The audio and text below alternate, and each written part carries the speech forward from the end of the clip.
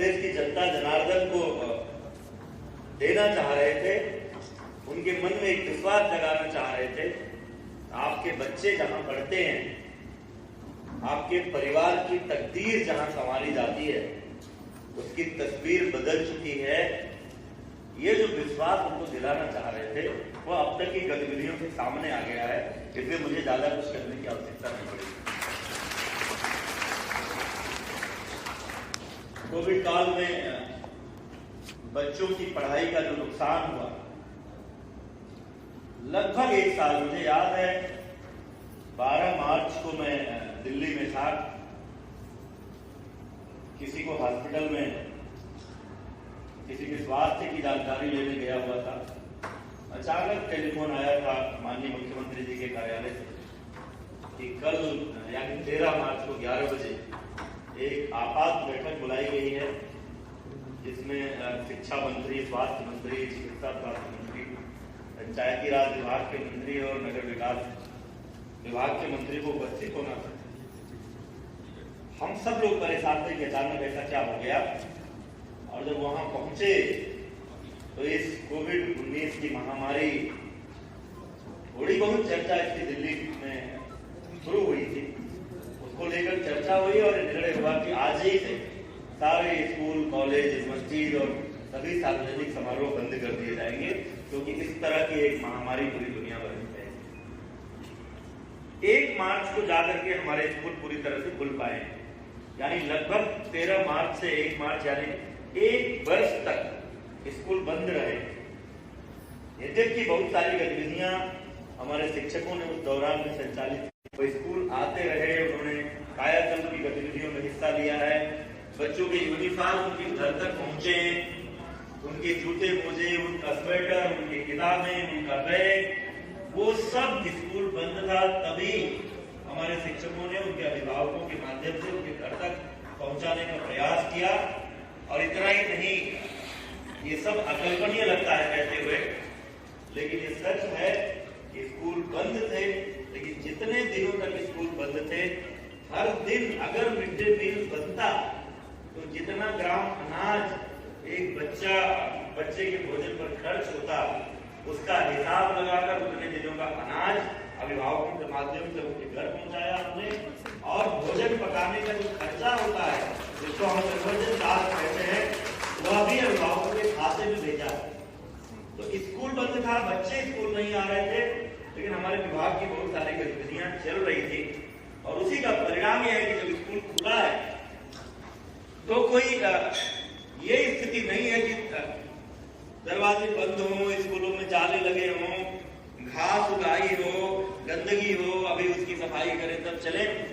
हमारे अधिकारियों ने और उसमें सब शामिल है, मुझे छोड़कर बाकी सब शामिल है, क्योंकि मैं तो केवल परामर्श देता हूं या निर्देश देता हूं, लेकिन वास्तव में काम विभाग के अधिकारी, शिक्षक, कर्मचारी करते हैं और उनका सहयोग करते हैं हमारे छात्र छात्राएं और अभिभावक। इसलिए ये जो परिस्थितियां बनी इस लॉकडाउन में भी, जो हम अपने स्कूल को रेडी टू मोड में रख पाए कि जब भी स्कूल खोलेगा हम उसके लिए तैयार रहेंगे, इसके लिए मैं अपनी अपर मुख्य सचिव रेणुका कुमार जी, अपने महानिदेशक विजय किरण आनंद जी, अपने निदेशक डॉक्टर सर्वेंद्र विक्रम बहादुर सिंह जी, अपने सभी हमारे जितने उप निदेशक स्तर के अधिकारी हैं, विभिन्न मुख्यालयों के जो विभागाध्यक्ष हैं, हमारे जितने मंडलीय सहायक शिक्षा निदेशक हैं, जितने बेसिक शिक्षा अधिकारी हैं, खंड शिक्षा अधिकारी हैं और लाखों शिक्षक हमारे प्रदेश के, चाहे वो स्थायी शिक्षक, शिक्षा मित्रों, निदेशक हैं,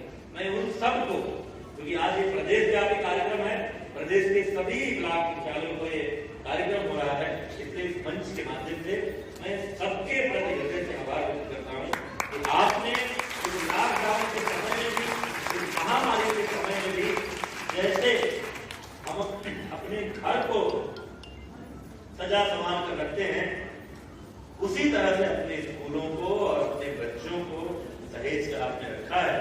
इसके लिए आज इस प्रेरणा ज्ञानोत्सव के अवसर पर आप सबको बधाई देता हूँ।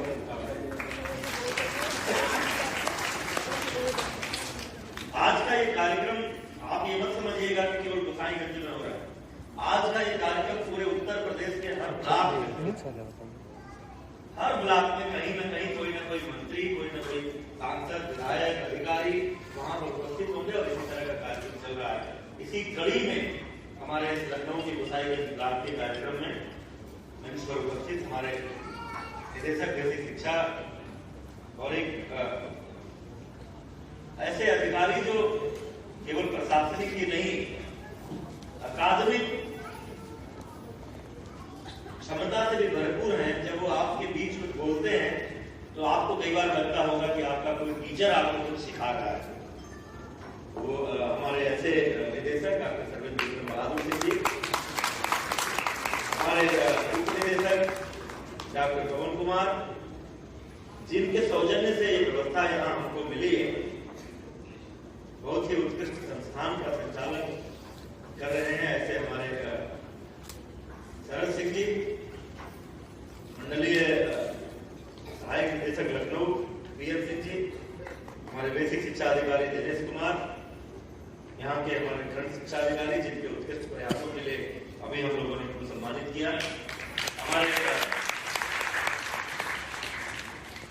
विशेषज्ञ के रूप में यहाँ उपस्थित आनंद कुमार पांडे, अन्य सभी अधिकारीगण, सभी हमारे सम्मानित शिक्षकगण, सभी प्रेरक शिक्षकगण, सभी प्रेरक छात्र छात्राएं और उनके प्रेरक अभिभावक तथा यहाँ उपस्थित अन्य सभी अभिभावकगण को मैं आज के इस अवसर को की हार्दिक शुभकामनाएं देता हूँ, बधाई देता हूँ। मैं प्रायः जब अपने विभाग के किसी कार्यक्रम में होता हूँ तो अंदर से मेरा शिक्षक मन जाग उठता है। जैसे मैं भी बड़ी लंबी बातें करता हूँ, आज कार्यक्रम लंबा हो गया है इसलिए लंबी बात नहीं करूंगा, लेकिन सबसे पहले बधाई देना चाहता हूं उन प्यारे बच्चों को। अभी शरद जी कह रहे थे कि जो कुछ इस मंच पर दिख रहा है, बच्चे जिस तरह की बातें कर रहे हैं, उनकी जो प्रतिभा सामने आ रही है, स्कूलों में स्मार्ट क्लास लगे हुए हैं, लग रहे हैं, और जो प्रेजेंटेशन वीडियोस के माध्यम से दिख रहा है, ये कल्पना 2 साल 3 साल पहले ना तो उत्तर प्रदेश का कोई व्यक्ति कर सकता था अपने बेसिक शिक्षा परिषद के स्कूलों के बारे में, और ना ही कोई बाहर वाला व्यक्ति कर सकता था। ये अद्भुत है, ऐतिहासिक है और निश्चित रूप से आपका इसके लिए बधाई देता हूं। मुझे बहुत कम समय मिला आपके साथ काम करने का। मैं तो अगस्त 19 के अंतिम सप्ताह में आपके विभाग में आया। सितंबर से विभाग की गतिविधियों में इन्वॉल्व हुआ गंभीरता से। सितंबर, अक्टूबर, नवंबर, दिसंबर, जनवरी, फरवरी, इतना ही काम करने का समय मिला। उसके बाद कोविड-19 का लॉकडाउन हो गया। हम लोग उस बीच भी काम कर रहे थे, इसमें कोई दो राय नहीं। उसी बीच उत्तर प्रदेश के बेसिक शिक्षा विभाग से जुड़े हुए हमारे शिक्षकों ने, और जब मैं शिक्षक कहता हूं तो मैं अलग नहीं करता, उसमें हमारे स्थायी शिक्षक, हमारे शिक्षा मित्र, हमारे निदेशक सब शामिल है। ऐतिहासिक काम किया माननीय मुख्यमंत्री जी के कोविड केयर फंड में 76 करोड़ रुपए का पैसा। हमारी एक अपील पर सबने अपने एक दिन का वेतन उस संकट के समय में सरकार को उपलब्ध कराया, इन्हीं बच्चों के अभिभावकों की मदद करने के, जिनको भोजन का संकट था, जिनको किसी और तरह की समस्या थी। हमारी योगी सरकार इस पूरे लॉकडाउन के दौरान संकल्प करके बैठी थी कि किसी भी व्यक्ति को भोजन का संकट आने नहीं देंगे, किसी की जीविका पर कोई संकट नहीं होगा, किसी को इलाज के अभाव में मरने नहीं देंगे। उसमें बड़ा योगदान हमारे विभाग ने दिया, और केवल धन देकर नहीं किया। जब लोग डर रहे थे घरों से निकलने, तब हमारे शिक्षक, शिक्षिकाएं, महिलाएं, बड़ी संख्या में हमारे टीचर्स महिलाएं, इन सब ने घर घर जा करके कौन व्यक्ति गंभीर बीमारी से ग्रस्त है, किसको आइसोलेशन में रखने की जरूरत है, किसको क्वारंटीन सेंटर में भेजना चाहिए, और बाहर से जब 40 लाख से अधिक प्रवासी मजदूर दिल्ली, मुंबई, गुड़गांव, चंडीगढ़ जैसे शहरों से वापस लौट रहे थे, तो अपने अपने ब्लॉक में, अपने अपने गांव में बैठ करके उनकी स्किल मैपिंग करना, उनकी सूची बनाना, उनका नाम, पता, फोन नंबर लिखना, उसमें से कौन किस काम को करने लायक है, उसमें पूरी तरह से सरकार का सहयोग करने का काम भी हमारे अधिकारियों ने, हमारे शिक्षकों ने किया। कई लोगों को उस समय नाराजगी भी होती। हमारे बहुत सारे शिक्षक, विशेषकर शिक्षिकाएं मुझे टेलीफोन करते, आपने स्कूल खोल दिया है 1 जुलाई को, हम इतनी दूर से आते जाते हैं, पब्लिक कन्वेयंस लेकर जाते हैं, आने जाने में हमको कोरोना का संक्रमण हो गया तो क्या होगा, हमारा छोटा बच्चा है, हम उसको कैसे लेकर जाएं, कहां छोड़कर जाएं, बच्चे स्कूल नहीं आ रहे हैं तो हमारी क्या जरूरत है, हमको क्यों भेजा जा रहा है। अन्य विभाग के किसी मंत्री को उसके इस स्तर का कोई अधिकारी, जिस स्तर पर हमारा शिक्षक है, अपर मुख्य सचिव, फिर सचिव, फिर विशेष सचिव, फिर डीजी, फिर डायरेक्टर, फिर डीडीआर, फिर एडी, फिर पीएसए, फिर खंड शिक्षा अधिकारी, उसके बाद में शिक्षक का नंबर आता है। किसी और मंत्रालय में कोई मंत्री सोच भी नहीं सकता है कि उस लेवल पर कोई अधिकारी उसे फोन करे, और फोन करने के बाद इतनी लड़ाई करेगा, ये तो कल्पना से परे है। लेकिन मैं इस तरह के टेलीफोन मेरे पास रोज आते थे। कभी कभी हो सकता है कोई अप्रिय संवाद हो गया, क्योंकि मुझे भी कभी कभी इरिटेशन होता था कि मैं एक ही प्रश्न का कितने लाख लोगों को उत्तर, फिर उलाहना भी मिलता था व्हाट्सएप पर, आप फोन नहीं उठा रहे हैं, आप जवाब नहीं दे रहे हैं, आप कुछ बोलते क्यों नहीं, आप कुछ कहते क्यों नहीं। तो मैं भी झुझलाकर कभी कभी पूछता था किसी से, आप बताओ मैं क्या लाखों शिक्षकों से फोन पर बात कर सकता हूं या उनसे व्हाट्सएप पर चैट कर सकता हूं। और ये संख्या इसी बीच शिक्षक भर्ती का प्रकरण, 4,10,000 लोगों ने परीक्षा दी थी, और रोज पूछते थे व्हाट्सएप करके, फोन करके, हमारा रिजल्ट कब आएगा। जवाब होता था कि अभी कोर्ट में है मामला। जब कोर्ट का फैसला आ गया, तो आज फैसला आया, शाम को ही पूछना शुरू हो गया, अब तो निर्णय आ गया, आप कब जारी करेंगे, रिजल्ट जारी कर दिया 1 सप्ताह बाद, तो काउंसलिंग कब करेंगे, काउंसलिंग हो गई तो नियुक्ति पत्र कब देंगे। ऐतिहासिक काम उत्तर प्रदेश की योगी सरकार ने किया है, कोई कल्पना भी नहीं कर सकता है। इस कोविड काल में जब दुनिया भर में नौकरियां जा रही थी, हमारा एक मित्र है, हम लोग साथ पढ़ते थे इंटरमीडिएट में, मैथ ग्रुप के स्टूडेंट थे हम लोग, वो अमेरिका में बड़ी कंपनी में इंजीनियर है। एक डिज्नीलैंड का नाम आप सब लोगों ने सुना है। डिज्नीलैंड का जो प्रोजेक्ट है, वो कंपनी 100 साल बाद की दुनिया कैसी होगी उस पर एक मॉडल बना रही थी। वो 100 साल बाद के वर्ल्ड को क्रिएट कर रहे हैं, टेक्नोलॉजी के माध्यम से इमेजिन कर रहे हैं कि उस समय की दुनिया कैसी होगी। वो आज ही दिखाने की कोशिश करेंगे बच्चों को अपने डिज्नीलैंड में। उस प्रोजेक्ट का सीईओ बनाया गया था। कुछ तो रही होगी उसकी योग्यता, लेकिन इस कोविड के लॉकडाउन के समय में उसको एक ईमेल आ गया कि अब कंपनी की आर्थिक स्थिति ठीक नहीं है, इसलिए हम उस प्रोजेक्ट को स्थगित करते हैं, हमको आपकी आवश्यकता नहीं। में नौकरियां गई हैं। एकमात्र अपवाद भारत देश है जब इस पूरे कोरोना काल में ना किसी की नौकरी गई, ना किसी का वेतन कटा, ना किसी का वेतन रुका।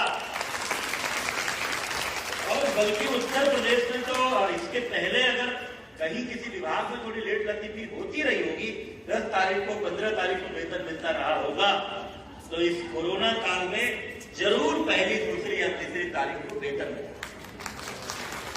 और उसी दौर में 69,000 नौजवानों को, युवाओं को, युवतियों को नौकरी देना, ये पूरे देश में आश्चर्य का विषय बना। ये सब संभव हुआ हमारे प्रधानमंत्री जी की जिज्ञासा, उनकी संकल्प शक्ति, और उस पूरे कोरोना काल में जिस तरह से बार बार देश की जनता के सामने आ करके उनके उत्साहवर्धन का काम किया। और हमारे मुख्यमंत्री की संवेदनशीलता, लगातार 24 घंटे उनकी मॉनिटरिंग, और उनका ये संकल्प कि अपने प्रदेश की जनता के जनजीवन को इस महामारी से प्रभावित नहीं होने देंगे। ये सब हम इसी बीच करते रहे। हम छुट्टी पर कभी नहीं थे। जब हम कह रहा हूं तो मैं अपनी बात नहीं कर रहा हूं। जब हम कह रहे हैं तो माननीय मुख्यमंत्री जी से लेकर बेसिक शिक्षा मंत्री और हमारे अनुदेशक और अगर कोई चतुर्थ श्रेणी का कर्मचारी विभाग में, तो सबको कह रहा हूं हमारा विभाग एक दिन भी छुट्टी पर नहीं था। और उसी का परिणाम ये रहा कि स्कूल खुलते ही मतलब टेक ऑफ की जरूरत नहीं पड़ी हमको। हम ऑलरेडी टेक ऑफ मोड में थे। स्कूल खुलते ही उड़ान भर रहे हैं और बड़ी तेजी से जो हमारा नुकसान हुआ था इस एक साल में, उसकी क्षतिपूर्ति हम कर रहे हैं।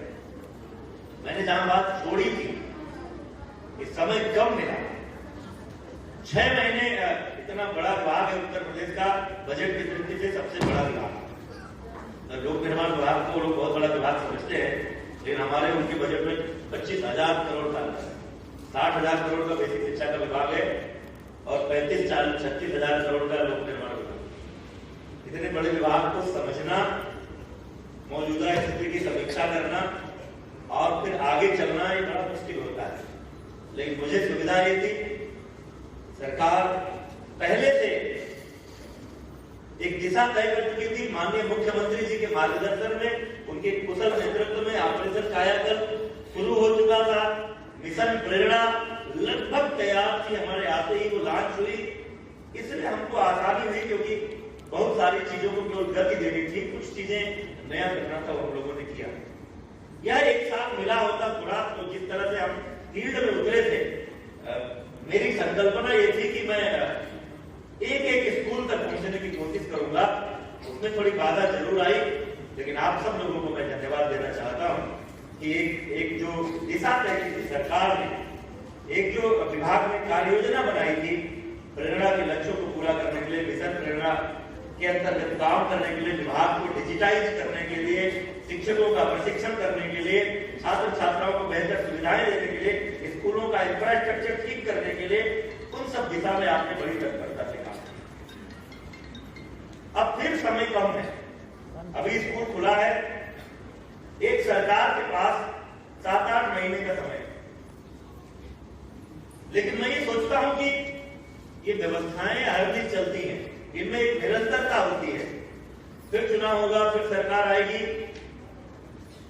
लेकिन हमने जिस दिशा में कदम बढ़ाए हैं, हमने उत्तर प्रदेश के गांव, गरीब, मजदूर, किसान के बच्चे को जो परिस्थितियां उपलब्ध कराई है, जिस तरह का यूनिफॉर्म दिया है, जूते मोजे भी दिए हैं, और उत्तर प्रदेश के सरकारी स्कूलों के इतिहास में पहली बार जो फर्श पर टाइल्स दिया है, अच्छे दरवाजे खिड़कियां दी हैं, अच्छे क्लासरूम दिए हैं। 1194 स्कूल अभी ध्वस्त करके नई बिल्डिंगें बनाई जा रही हैं। 8,000 और स्कूलों के लिए हमने केंद्र सरकार से धन मांगा है।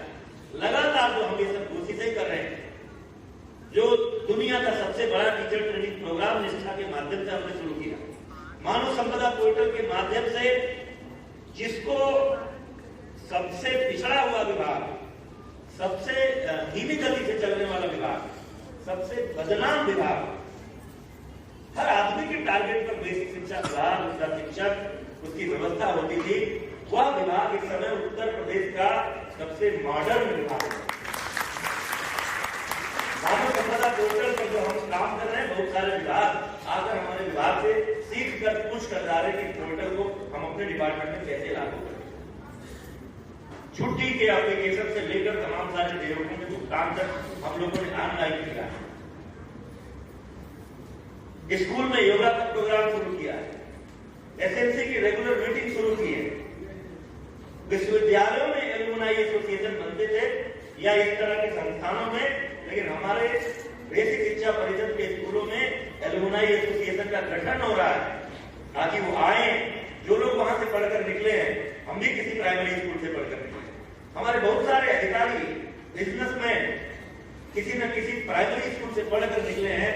वो आए, अपने स्कूल की स्थिति को देखें, और जैसे आज कुछ लोगों ने स्मार्ट टीवी उपलब्ध कराई, किसी ने फर्नीचर दिया, कई सारे ऐसे लोग हैं जिन्होंने करोड़ों की बिल्डिंगें बना दी, करोड़ों की। मैं जब करोड़ों की कह रहा हूं तो हमारे पास डेटा है उसका। कहीं किसी ने 1.5 करोड़ की बिल्डिंग बनाकर दे दी, कहीं किसी ने 3 करोड़ की बिल्डिंग। बरेली में 7 स्कूल बन रहे हैं आपके सरकारी स्कूल, यहां तक कि फिर से एक बिल्डिंग की लागत 6 करोड़ रुपए। बड़े बड़े निजी इंटर कॉलेज इस तरह के नियमों के जैसे बन रहे हैं। जब बनकर तैयार हो गया, हमने अनुरोध किया माननीय मुख्यमंत्री जी से उद्घाटन करने का, वो दृश्य पूरे प्रदेश को दिखाएंगे, दिल्ली वाले भी देखेंगे, जो जब चाहते हैं फ्लाइट पकड़कर लखनऊ आ जाते हैं और अपने 1000 स्कूलों की व्यवस्था से हमारे 1,59,000 स्कूलों की व्यवस्था की तुलना बहुत करते हैं। तो देश की राजधानी के स्कूल उनको मिले थे, तो उन्होंने जो किया है उसका कटोरा पीट रहे यहाँ आते हैं। हम लोगों को 2017 के पहले जो स्कूल मिले थे, मैं किसी खराब शब्द का प्रयोग अपने स्कूल के लिए नहीं करना चाहता, लेकिन उनका चेहरा बहुत विद्रूप था। बिल्डिंग बैठने लायक तो बात छोड़ दीजिए, देखने लायक नहीं होती। और इसीलिए हमारे नौजवान, अच्छे परिवारों से अच्छे पढ़े लिखे नौजवान कोई भी प्राइमरी में टीचर बनना नहीं चाहता। मैं गारंटी के साथ कह सकता हूं कि 2017 से पहले, 2018-19 के पहले अभी जो भर्तियां हुई हैं, इसके पहले के जो टीचर थे उनमें से कम लोग थे जो अपने पैशन के कारण, अपने शौक के कारण प्राइमरी में टीचर बनते थे। अधिकांश सोचते थे कहीं और कुछ नहीं मिल रहा है तो चलो प्राइमरी की नौकरी ही सही, क्योंकि उनका मन नहीं करता था वो स्कूल में जाना। वो सोचते थे मुझे यहीं बैठना है, यहीं पढ़ना है, इतनी पढ़ाई लिखाई हमने इसीलिए की थी। लेकिन आज तस्वीर बदली है। आज मुझे प्रसन्नता होती है जब किसी प्रदेश का कोई शिक्षा मंत्री, जो प्राय भारतीय लोकतंत्र की परंपरा में इस तरह की परिपाटी नहीं है कि किसी प्रदेश का कोई मंत्री किसी दूसरे प्रदेश में जाए और उस विभाग के का निरीक्षण करे और अपनी रिपोर्ट मीडिया में प्रस्तुत करे, ऐसा होता नहीं है कहीं। लेकिन मुझे जवाब देने की जरूरत नहीं पड़ी। हमारे पास मीडिया के लोग आए, उन्होंने कहा कि आप कुछ बोलेंगे। मैंने कहा मैं क्या बोलूं। 58,631 विद्यालय हमारे, हमने कई स्कूलों को कंपोजिट बना दिया है, तो भी 1,35,000 हमारे पास 6 लाख टीचर हमारे पास है, 1,80,00,000 बच्चे हमारे पास है। कितना भी आंकड़ा अशुद्ध होगा तो 1.5 करोड़ कम से कम होंगे बच्चे हमारे पास है। हर गांव में 58,600 से अधिक गांव में, और एक गांव में तो बड़ी ग्राम पंचायतों में 3-3, 4-4 स्कूल हमारे हैं। इतनी बड़ी व्यवस्था को लेकर हम चल रहे हैं। तो जिस प्रदेश में कक्षा 1 से लेकर, यह हाल ही में केवल कक्षा 1 से 8 तक के विद्यालयों की बात कर रहा हूं, तो जहां कुल मिलाकर 1 से 12 तक के 1,000 स्कूल हों, अकेले हमारे दिनेश कुमार उसके कई गुना स्कूलों का संचालन करते हैं, तो मैं उस पर क्या टिप्पणी करूं। और देश की राजधानी जहां सारे संसाधन है, पूरे देश की नजर है, केंद्र सरकार भी हमेशा एक विशेष दृष्टि राजधानी पर रखती है। कितनी कंपनियां हैं, कितना CSR फंड है, उसकी तुलना में जिन परिस्थितियों में हम रहे हैं और जो हमको विरासत में मिला था, इसकी कौन सी तुलना है। इसलिए मैं कुछ नहीं बोलूंगा, और कभी बोलूंगा तो दिल्ली जाकर बोलूंगा, वहीं उनके बीच जाकर के उनको बताऊंगा हमको क्या मिला था और हमारे अधिकारियों के बल पर हमने क्या किया है। लेकिन शाम होते होते ट्विटर पर, फेसबुक पर झड़ी लग गई जब हमारे टीचर्स ने अपने अपने स्कूलों की तस्वीर पोस्ट की, हमको टैग करते थे और कहते थे सर हमारा स्कूल दिखा दीजिए उनको, हमारा स्कूल दिखा दीजिए उनको। ये जो जज्बा पैदा हुआ है, इसके लिए मैं अपने विभाग को बधाई देता हूं और आप सबको बधाई देता हूं। बहुत सारे दृष्टांत हमारे देश में इसके हैं। हनुमान जी समुद्र पार करके लंका न गए होते, अगर जामवंत ने उनको उनकी शक्ति का एहसास न कराया होता। तो मैं तो इतनी सकारात्मक सोच का व्यक्ति हूं, मैं उन्हें भी आभार प्रकट करता हूं कि वह हमारे शिक्षकों के लिए जामवंत बनकर लखनऊ आए और उन्होंने उनकी ताकत का उनको एहसास करा दिया। अब जब भी कभी वो लखनऊ आएंगे या आएंगे तो उनको इस दृश्य दिखेगा। ये सब बदलाव जो आया है, ये कोई सरकार नहीं कर सकती है। इस तरह के बदलाव तभी आते हैं जब हर स्टेक होल्डर, हर घटक अपनी अपनी भूमिका का निर्वहन करता है। और मुझे प्रसन्नता है कि हमारे छोटे बच्चों से लेकर उनके अभिभावक, हमारे अध्यापक, हमारे हर स्तर के अधिकारी बेसिक शिक्षा के प्रति जो लोगों का दृष्टिकोण है, जो धारणा है, जो परसेप्शन है, वो बदले। मैं जब इस विभाग में आया था, मीडिया के लोगों ने मुझसे पूछा था आपकी क्या प्राथमिकता, तो मैं तो ठीक से प्राइमरी एजुकेशन को जानता हूं, क्योंकि मैं भी प्राइमरी स्कूल में पढ़ कर आया। और जब मैं पढ़ने जाता था तो अपने घर से बैठने का बोरा भी लेकर जाता था, लकड़ी वाली तख्ती भी हाथ में टांग कर जाता था, ढंग का बैग भी नहीं होता था, घर में किसी पुराने कपड़े या किसी यूरिया की बोरा को काट कर बहन या मां जो झोला बना देती थी उसको लेकर जाता था। और जहां जाता था उस जगह को स्कूल कहते थे, लेकिन वहां कोई बिल्डिंग नहीं थी। ये होता था कि ये जो प्लाट है जहां खंडहर दिखाई देता है, यहाँ पे स्कूल हुआ करता था। किसी स्कूल में एक टीचर होते थे, किसी में वो भी नहीं होते। ग्रामीण क्षेत्र का विधायक ने अपने क्षेत्र में जाता था, उनकी जिस भी गांव में जाता था पहले उस स्कूल में जरूर जाता था बच्चों से मिलने, वहां की स्थिति देखी। इसलिए कमोबेश उत्तर प्रदेश के बेसिक शिक्षा की परिस्थिति से परिचित था, लेकिन इसके विभाग के संचालन की प्रक्रिया क्या है, संगठनात्मक ढांचा क्या है, आंतरिक समस्याएं क्या है, उससे परिचित नहीं था।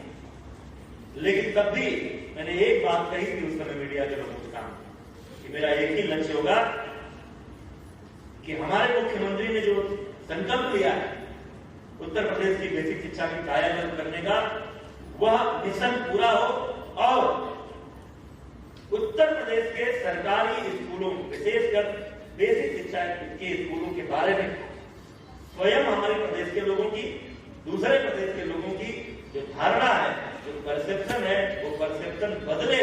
और मैं अपनी सफलता इसी में समझूंगा अगर यह कार्यकाल पूरा होने के बाद ये जो मां बैठी है यहाँ, एक बच्चे की नानी, इसके मुंह से जब निकलेगा कि सरकारी स्कूलों की स्थिति पहले से बेहतर हुई है, वही हमारे प्रयासों की सार्थकता होगी, वही हमारे प्रयासों को पूरा करेगा। और आज मुझे विश्वास है कि प्रदेश के जिस भी कोने में जाता हूं या जो भी मिलने आता है वो ये कहता है, पूर्णता कभी नहीं आती है, पूर्णता तो अनंत होती है। जहां पूर्णता आ जाती है वहां प्रगति रुक जाती है, पूर्णता कभी आनी भी नहीं चाहिए। हमारा जो साध्य है वो हमेशा ऊंचा उठता रहना चाहिए, आकाश की ऊंचाइयों तक हमारा लक्ष्य बढ़ना चाहिए। इसलिए मैं कभी नहीं कहता हूं, मैं कहूंगा भी नहीं कि हमने कुछ कर लिया, लेकिन हम जो कर रहे हैं उसका परिणाम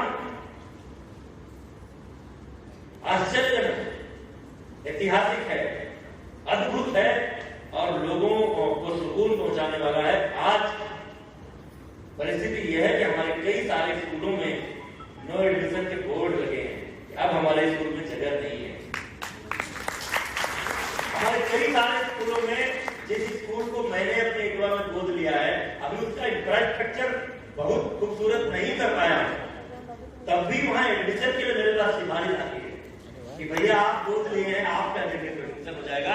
मैंने कम से कम ये कल्पना नहीं की थी कि उत्तर प्रदेश के बेसिक शिक्षा परिषद के किसी स्कूल में एडमिशन के लिए कभी किसी मंत्री को सिफारिश करें, सोचा नहीं। ये सब हो पाया है आप सबके परिश्रम के कारण। और एक बात अंत में मैं बार बार अपने शिक्षकों से कहता हूं और एक विशेषाधिकार का उपयोग हमेशा करता हूं कि जब शिक्षकों से कुछ कहता हूं तो उस समय मंत्री नहीं रहता हूं, शिक्षक के रूप में कहता हूं, इसलिए कि किसी बात को अन्यथा मत लेंगे आप यही मानकर सुनेंगे कि हमारे ही बीच के एक शिक्षक ने बातें कही हैं। आज भी चाहे जितनी विकृतियां आई हैं, पूरे समाज में नैतिक मूल्यों का क्षरण हुआ है, आज पूरी व्यवस्था में अर्थ हावी हुआ है, भाग दौड़ बढ़ी है, व्यस्तता बढ़ी है, परिवार टूटे हैं, न्यूक्लियर फैमिली का दौर आया है, ये सब हुआ है। लेकिन इसके बावजूद भी आज के 100 साल, 1000 साल, 5000 साल पहले भी समाज में सर्वोच्च सम्मान ऋषियों, महर्षियों और संतों के बाद गृहस्थ जीवन में सर्वोच्च सम्मान अगर किसी को मिलता था तो शिक्षक को मिलता था, और आज भी इन वर्गों के बाद सर्वोच्च सम्मान अगर किसी को मिलता है तो वो शिक्षक को ही मिलता है। भले ही लोग किसी शिक्षक की आलोचना करते हो, आजकल टीचर पढ़ाते नहीं, समय से आते नहीं, ऐसा करते हैं वैसा करते हैं, लेकिन जब वो कहीं बैठे होते हैं और एक अध्यापक वहां पहुंचता है तो ऐसी बातें करने वाला व्यक्ति भी बरबस ही उठकर खड़ा हो जाता है। ये सम्मान उसके हृदय में आज भी है। इसलिए हमारी प्रतिष्ठा हमारे हाथ में है, और देश और दुनिया के जितने प्रख्यात शिक्षकों की कहानियां आप पढ़ते होंगे, सुनते होंगे, या स्वयं अपने जिन शिक्षकों का आदर करते होंगे, जिनसे आपने पढ़ा, वो कैसा बोलते थे, कितना डांटते थे, कितना मारते थे, ये मायने नहीं रखता है। वो एक शिक्षक के रूप में कैसा व्यवहार करते थे, वो स्कूल, कॉलेज या यूनिवर्सिटी में कितना समय से आते थे, वो अपने बच्चों को किस तरह से पढ़ाते थे, वो हमारे व्यक्तित्व के विकास की कितनी चिंता करते थे, याद बस वही रहता है, और उसी नाते हम उनका आदर करते हैं। इसलिए सब हमारे हाथ में। आज हम अच्छा वेतन पाते हैं, आज बहुत अच्छी सुविधाएं हैं, अधिकांश लोग पति दोनों हमारे विभाग के शिक्षक हैं, कोई आर्थिक संकट किसी के सामने नहीं है, लेकिन आदर इन सब से नहीं मिले। आप स्कूल कार से जाते हो या साइकिल से जाते हो, इससे कोई फर्क नहीं पड़ेगा। आप अपना स्कूल कैसे चलाते हो, आप अपने बच्चों को कैसे पढ़ाते हो। और एक दिन मैंने एक तस्वीर पोस्ट की, फेसबुक वीडियो, फेसबुक पर भी और ट्विटर पर। एक टीचर हमारा जब ट्रांसफर हो रहा था उस स्कूल से, तो पूरा गांव रोते हुए विदा कर रहा था, और मैं जानना कैसे, मुझे वहां से टेलीफोन आया, और एक ऐसी ही कोई माँ ही रही होगी, इतने आक्रोश में मुझे फोन किया, उसको नहीं पता था कि इन्होंने अपनी स्वेच्छा से ट्रांसफर लिया है। उन्होंने कहा कि कैसे मंत्री हैं आप, जो टीचर इतना अच्छा पढ़ाता था उसका आपने ट्रांसफर कर दिया, मैं मुख्यमंत्री जी से शिकायत करूंगी। इतना कहा के रोने लगी। मुझे इतना गर्व हुआ उस दिन अपने शिक्षक पर। इसलिए आप कैसे हैं, आप जो करते हैं, इसका मूल्यांकन जब आप उस जगह को छोड़ेंगे, चाहे ट्रांसफर के कारण छोड़े, चाहे रिटायरमेंट के कारण छोड़े, उसका मूल्यांकन उस दिन। ये सारी बातें पूरा सारा इंफ्रास्ट्रक्चर, सारा स्टूडेंट असेसमेंट टेस्ट, दीक्षा पोर्टल, मानव संपदा, निष्ठा, ये सारे प्रयास, मिशन प्रेरणा, प्रेरणा लक्ष्य, ये सब धारा रह जाएगा अगर इनकी जो धुरी है, जो इसकी सफलता की कुंजी है, हमारा शिक्षक, वो जब तक संकल्प नहीं लेगा इन सबको सफल बनाने का और तस्वीर बदलने का, तब तक कुछ नहीं होने वाला है। तब आपने ही करना है, हमको केवल फैसिलिटेटर की भूमिका में है। आपकी असुविधा सुनो, उसके लिए प्रयास करें। 69,000 शिक्षक भर्ती हुई है, तो पहले का तो नहीं जाना, लेकिन मैं पूरी गारंटी के साथ कह सकता हूं, किसी ने ले जाकर कहीं रुपयों से भरा थैला एक दिया हो तो मैं कुछ नहीं कह सकता हूं, नहीं तो कोई भी नहीं कह सकता कि हमने नौकरी खरीदी है। क्योंकि उत्तर प्रदेश की योगी सरकार का एक संकल्प है कि पूरी पारदर्शिता के साथ भर्तियां होंगी। और मैं फिर कहता हूं कि जो लोग बहुत ठीक आते हैं आकर दूसरी जगहों से, मैं उनको चुनौती देता हूं कई बार कि हमने तो इस 4 साल के कार्यकाल में केवल एक विभाग में, शिक्षा में नहीं, केवल बेसिक शिक्षा में 1,19,348 नौजवानों को नौकरी दी है। 1,894 का विज्ञापन में निकला है एडेड जूनियर हाई स्कूल में। कई तो पूरे प्रदेश में इतनी नौकरी निकली हुई। तो काम कर रहे हैं, 54,000 लोगों की एप्लीकेशन मिले थे हमको ट्रांसफर के लिए। इनमें से बहुत लोगों ने ट्रांसफर चाहा होगा, नहीं मिल पाया होगा। वैसे लखनऊ वाले कब चाहते हैं, जो लखनऊ आ जाता है वो कहां जाना चाहते हैं? ज्यादातर लोग लखनऊ आना चाहते हैं। ये हमारी समस्या है। हम हर टीचर को लखनऊ कैसे बुला सकते हैं? हम हर टीचर को जिला मुख्यालय कैसे बुला सकते हैं? फिर हमारे गांव गरीब मजदूर किसान रेहड़ी वाले ठेले वाले कुंचे वाले का बच्चा सुदूर गांव में जहां पढ़ता है, उसको एक अच्छा टीचर कैसे मिलेगा? लेकिन उसके बावजूद हो सकता है आकांक्षी जनपदों में हमारे जो शिक्षिकाएं हैं, शिक्षक, हमको थोड़ी कठिनाई हुई है क्योंकि उनका हेल्थ और एजुकेशन का इंडेक्स खराब था। हम वहां से टीचर्स को ट्रांसफर कर देते तो वहां के स्कूलों में प्यूपिल टीचर रेशियो कैसे मेंटेन होता? लेकिन अब 69,000 की भर्ती के बाद अगली बार जब ट्रांसफर होगा तो उन जनपदों के शिक्षकों का शिक्षिकाओं का भी बिना किसी प्रतिबंध के ट्रांसफर हम करेंगे, क्योंकि अब शिक्षकों की कमी वहां पूरी होगी। लेकिन 54,000 एप्लीकेशन में 26,000 के ट्रांसफर किए हैं, 21,000 का सिविल ट्रांसफर किया है, 5,000 का म्यूचुअल ट्रांसफर किया। कहीं किसी विभाग में कभी एक साल में कितना ट्रांसफर होता है? और पूरी पारदर्शिता के साथ किया है। कोई भी हमारा शिक्षक ये नहीं कह सकता है कि जिसने पैसा दिया उसका ट्रांसफर हुआ, जिसकी मंत्री विधायक और सांसद ने सिफारिश की उसका ट्रांसफर हुआ। ये उदाहरण आपको खोजे हुए नहीं मिलेगा।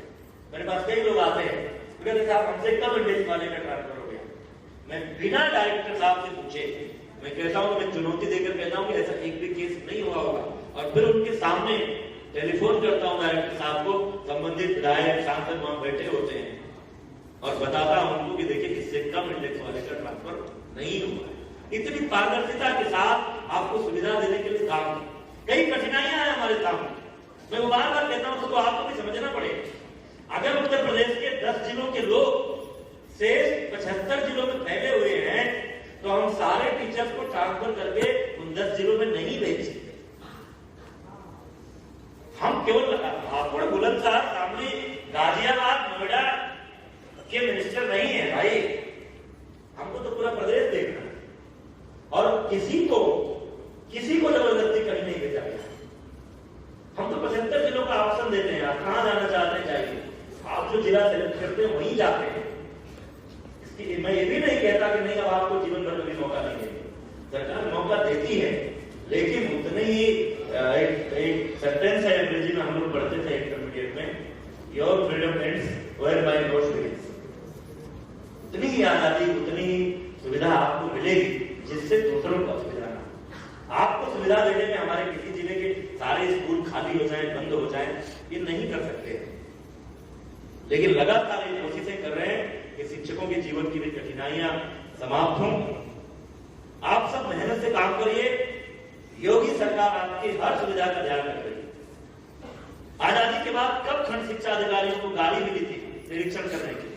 एक ही मीटिंग हमने बुलाई और उसी मीटिंग में ही मंच से आकर इनके एसोसिएशन के अध्यक्ष ने कहा कि साहब हमको आप कहते हैं कि आप निरीक्षण करिए, कैसे निरीक्षण करें? इतना बड़ा ब्लाक होता है, हम कैसे जाएं? और उसी मीटिंग में हमने घोषणा कर दी थी कि आपको गाड़ी देके आप निरीक्षण। जब की बात है कि हमारे शिक्षकों ने ग्रुप इंश्योरेंस फिर से शुरू करने की बात कही, हमने उसको कर दिया। हेल्थ का आपको मेडिक्लेम मिलना चाहिए, हमसे सहमत है, हमारा विभाग उस पर काम कर रहा है कि इलाज की सुविधा अन्य राजकीय कर्मचारियों को मिलती है, हमारे शिक्षकों को मिलनी चाहिए। हमारी जो शिक्षा मित्र है बहनें, उनको मैटरनिटी लीव नहीं मिलता था। प्रसव के बाद 6 महीने वो घर बैठती थी तो इतनी छूट मिल जाती थी, उनकी नौकरी बरकरार है, 6 महीने उनको वेतन नहीं मिलता था, विद सैलरी हमने उनको मैटरनिटी लीव की परमिशन दी। बहुत सारी ऐसी सुविधाएं जितना संवैधानिक दायरे में करने की कोशिश कर रहे हैं और करेंगे भी आगे, आप विश्वास रखिए। लेकिन ये सब सरकार का भी मनोबल ऊंचा तब रहेगा, सरकार भी उत्साहित होकर ये सब तब करेगी।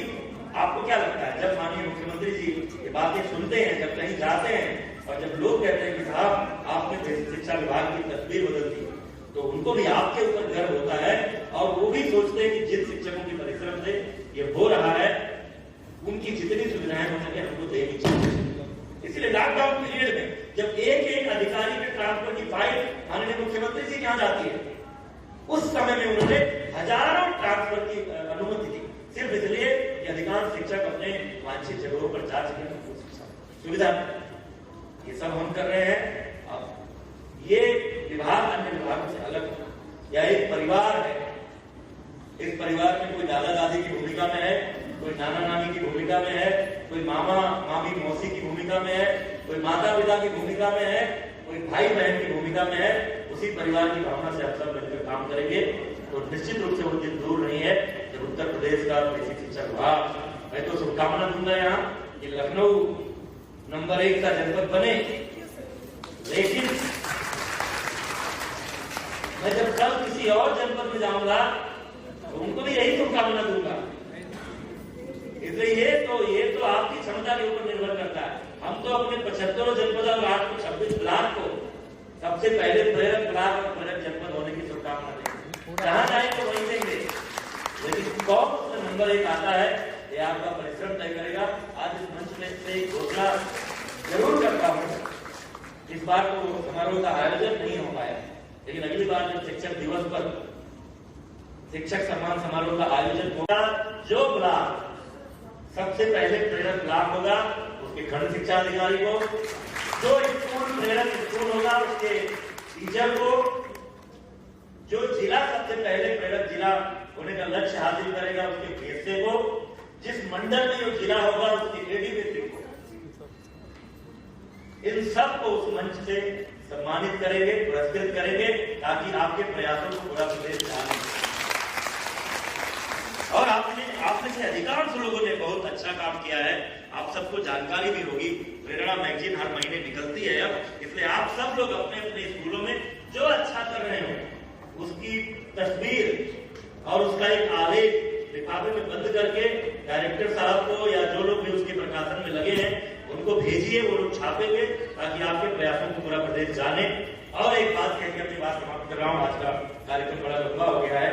अभी जिन लोगों ने यहाँ पर हमारे विभाग को सहयोग किया है, स्मार्ट टीवी या फर्नीचर उपलब्ध कराए हैं, निदेशक Rani Lakshmibai school, Naveen Kumar Jain chairman Mahindra foundation, Mohammad Waheed chairman Nagar Panchayat Amethi, Shrimati Meena Kumari निवर्तमान प्रधान पुरस्कार, श्री सतीश कुमार जायसवाल चेयरमैन सैनिक ढाबा, श्री नंद किशोर यादव निवर्तमान प्रधान Salempur, Shri Munna Jaiswal ji proprietor star petrol pump, Shri Rahul Rajan Sahu प्राथमिक विद्यालय जल्लाबाद में जिन्होंने स्मार्ट टीवी दिया है, श्री राम प्रसाद यादव, आप सभी को मैं विभाग की ओर से, अपनी ओर से, सरकार की ओर से धन्यवाद देता हूं। और एक उदाहरण जो सामने आया था, मैंने जानबूझ करके उनको वापस बुलाया था।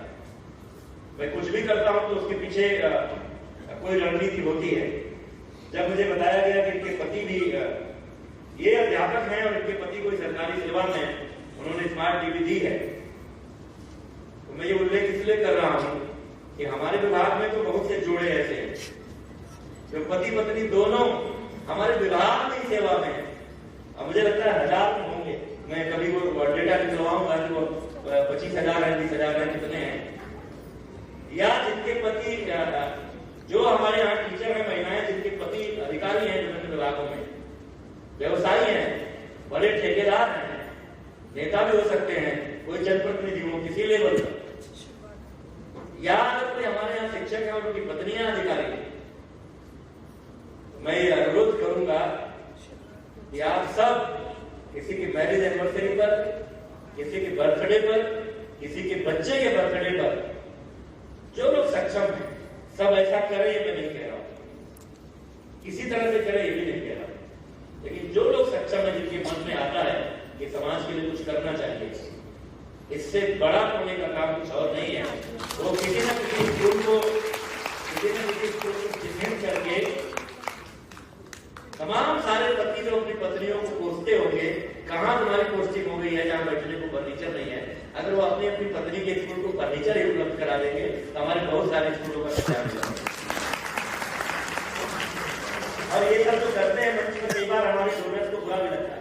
हमारे कई दानदाता कहते हैं कि साहब हमारा नाम मत बताइए, हम इसका प्रचार करना नहीं चाहते हैं, लेकिन हमसे क्षमा प्रार्थी हैं, उनको मंच पर इसलिए बुलाते हैं कि उनसे प्रेरणा और लोगों को मिले, क्योंकि इतना बड़ा स्ट्रक्चर अकेले सरकार करेगी तो बहुत समय लगेगा। सरकार कर रही है, बेसिक शिक्षा विभाग फंड दे रहा है, माननीय मुख्यमंत्री जी ने कई विभागों को लगा दिया है, पंचायती राज विभाग कायाकल्प करा रहा है, नगर विकास विभाग कर रहा है, जिला खनिज निधि से पैसा मिल रहा है, कारपोरेट सोशल रिस्पॉन्सिबिलिटी के फंड से पैसा मिल रहा है। लेकिन आप याद करिए, जिस समय भारत विश्व गुरु कहा जाता था, उस समय जो भारत के शैक्षणिक संस्थान थे उसमें एक भी सरकारी स्कूल या सरकारी विश्वविद्यालय नहीं था। वो सारे के सारे शिक्षण संस्थान समाज के द्वारा संचालित थे। तो समाज जिस दिन संकल्प ले लेगा, और कोई गांव, हमारे उत्तर प्रदेश का कोई भी गांव, आज उत्तर प्रदेश देश की दूसरी बड़ी अर्थव्यवस्था है। उत्तर प्रदेश का व्यक्तिगत प्रति व्यक्ति आय जो 2016-17 में 45,000 था, आज बढ़ करके 75,000 के लगभग। आज उत्तर प्रदेश एक ताकतवर प्रदेश है, समृद्ध प्रदेश है। इसलिए कोई गांव ऐसा नहीं है जिस गांव के 10 लोग अगर तय कर लें तो उस स्कूल का कायाकल्प कर सकते। बस जरूरत है उनको जागरूक करने की, संकल्प करने की। और जैसे मैं प्रदेश का एक विभाग का मंत्री होते हुए भी आपसे मांगने में संकोच नहीं कर रहा हूं, क्योंकि अपने लिए नहीं मांग रहा हूं, अपने स्कूल के लिए भी नहीं मांग रहा, उन बच्चों के स्कूल के लिए मांग रहा हूं जो उसमें पढ़ते हैं। इसलिए आप भी संकोच मत करिए, मत सोचिए कि हम इतने प्रतिष्ठित परिवार की महिला हैं, शिक्षक, हम क्यों किसी से मांगे। जहां कार्यक्रम मत चाहिए घर घर, स्कूल में साल में 1 बार 2 बार कुछ अच्छे कार्यक्रम करिए।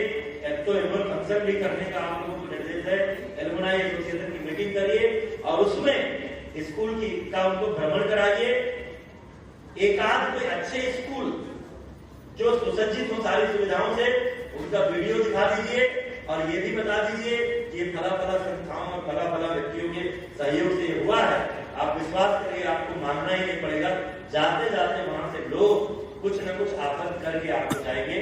तो ये सब प्रयास हमारे टीचर्स भी करें, हमारे खंड शिक्षा अधिकारी करें, हमारे अन्य अधिकारी करें, हम सब मिलकर कोशिश करेंगे। तो निश्चित रूप से आज ये नाम जो आपने देखा है प्रेरणा ज्ञान उत्सव, मेरे सामने फाइल आई थी तो उसका नाम था प्रेरणा उत्सव। तो मैंने कहा कि इससे ये पता नहीं चलेगा कि किस विभाग का कार्यक्रम है, इसलिए नाम कुछ ऐसा रखा जाए कि सुनकर ही लोगों को लग जाए कि शिक्षा विभाग का कार्यक्रम होगा। इसलिए मैंने एक शब्द जोड़ दिया उसमें, ज्ञान उत्सव। कि जैसे किसानों हम देखते रहते हैं क्लास में, विधायक होने के नाते, जनप्रतिनिधि के नाते क्लास में कभी किसान कल्याण मिशन चलता है, तो कभी पोषण मिशन का कार्यक्रम होता है, तो कभी आरोग्य मेला चलता है, तो कभी पशु मेला लगता है। तो मैंने एक दिन ऐसे ही अपने विभाग में कहा, इसी तरह का कार्यक्रम उत्तर प्रदेश के सभी ब्लॉकों में हमारे विभाग का क्यों नहीं हो सकता, कि एक आम जनता सब लोग ये जाने कि बेसिक शिक्षा में भी बहुत कुछ प्रयास हो रहा है। और जो लोग बिना जाने हमारे शिक्षकों पर टिप्पणियां करते हैं, कोई हमारा टीचर जब कहीं से गुजरता है तो लोग कहते हैं 70,000 तनख्वाह पाते हैं, पढ़ाना लिखाना कुछ है नहीं। वो शिक्षक हमारा क्या क्या करता है, अपने बच्चों को घर छोड़कर हमारे बच्चों का भविष्य संवारने के लिए कितना परिश्रम करता है, कितनी यात्रा करता है, कितना रिस्क उठाता है, ये जानकारी आम जनता को, मीडिया को, जनप्रतिनिधियों को, सबको मिलनी चाहिए। इसी को ध्यान में रखकर के प्रेरणा ज्ञान उत्सव का आयोजन किया गया है। आने वाले दिनों में अन्य स्तरों पर भी आयोजन करेंगे। आप सबने बहुत ही सुंदर ढंग से लखनऊ में आज गोसाईगंज में इस कार्यक्रम का आयोजन किया है। आप सभी को और पूरे प्रदेश में आज जो लोग भी ये कार्यक्रम कर रहे हैं, इस कार्यक्रम में शामिल है, ऐसे सभी अधिकारियों, शिक्षकों, अभिभावकों, बच्चों, सबको बधाई देता हूँ, शुभकामनाएं देता हूँ। और जो भी जनप्रतिनिधि या विभिन्न विभागों के अधिकारी आज इस कार्यक्रम को सफल बनाने के लिए पूरे प्रदेश में जिन्होंने अपना समय दिया है, उनको उत्तर प्रदेश के बेसिक शिक्षा विभाग की ओर से हृदय से आभार प्रकट करता हूँ। बहुत बहुत धन्यवाद। बोलूंगा तो सब लोग अपना अपना नाम लेंगे, हाथ आगे करके शपथ लेंगे हम सभी। मैं संकल्पित होते हुए शपथ लेता हूँ कि मैं अपने अधिकार क्षेत्र के विद्यालयों को आदर्श विद्यालय के रूप में विकसित करने के लिए सभी सहभागियों को प्रेरित करूंगा। मैं अपने विद्यालय में शिक्षा पा रहे प्रत्येक बच्चे को निर्धारित अधिगम स्तर प्राप्त करने के लिए प्रेरित करूंगा। मैं अपने विद्यालय विकास खंड जनपद मंडल व प्रदेश को प्रेरक प्रदेश के रूप में विकसित करने के लिए अपना बहुमूल्य योगदान दूंगा। जय हिंद। बहुत धन्यवाद।